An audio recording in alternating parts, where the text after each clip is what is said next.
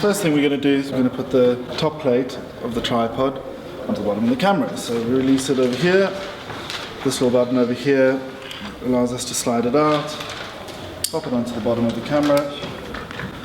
So, with the locating pin, and we use a coin or a screwdriver or something like that just to tighten it up. And then you just slide it onto the camera like so. You'll hear it click into place. Just be careful on the other side. There is a little lever here that we need to tighten to lock the plate in place. Also what we want to do is just tighten the pan friction in here. Battery for the camera goes in the back. There's a little hatch at the back. Slot the battery in, click into place, close the latch. Very importantly, take off the lens cap, else we're not going to get very far. The LCD just slides out from underneath the docking bay over here. Interestingly enough, on this camera it can slide both ways, so it can go that side as well. Before we do any filming, we talk about the three major components of the camera, specifically the lens section. So we have focus, composition, which is our zoom, and we've got exposure, which is our iris ring. So on these cameras we've got many different modes for each of those different sections. With the focus we have three modes, namely full manual focus, and that changes our focus ring, which is this one here, from in full manual mode with in stops and focal distance markings and calibrations, and in the semi-manual mode this becomes an infinity ring, like so, and we'd lose our markings over there. When you're in the semi-manual mode as well, this focus knob comes into play between manual or automatic. When you're in manual mode, you can push to autofocus.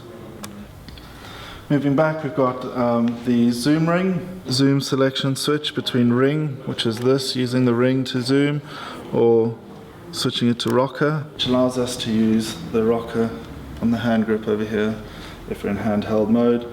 And then the last thing we have is the iris control, which is this iris ring over here, which is controlled by this switch over here between manual or auto. When in manual, we do have a push to auto iris button over there, so we can get it there or thereabouts and then do final fine tuning.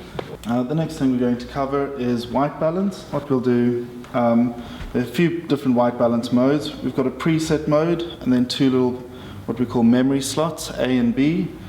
We can either dial in our own white balance, so if we know what the white balance is, or if we've got a white balance meter, we can use that and just go dial it in directly.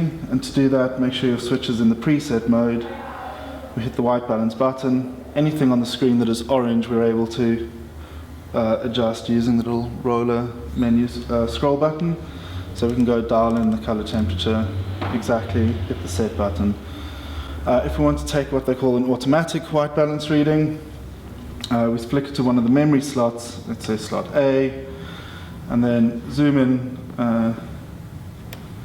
on something white, focus a little, make sure you're exposed relatively correctly, and hit the white balance button, and then the camera will take a white balance reading for you and store that in its memory slot A.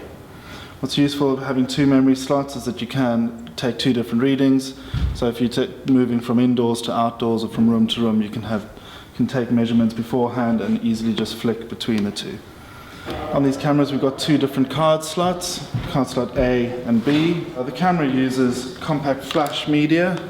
We put it into the card slot. Make sure that you close the door. You'll see it's the little media access light, LED light over there is on. Changes from red to green. Once it's read it successfully, and we'll show you how many cards are in the camera and how many minutes of record time we've got left on each one.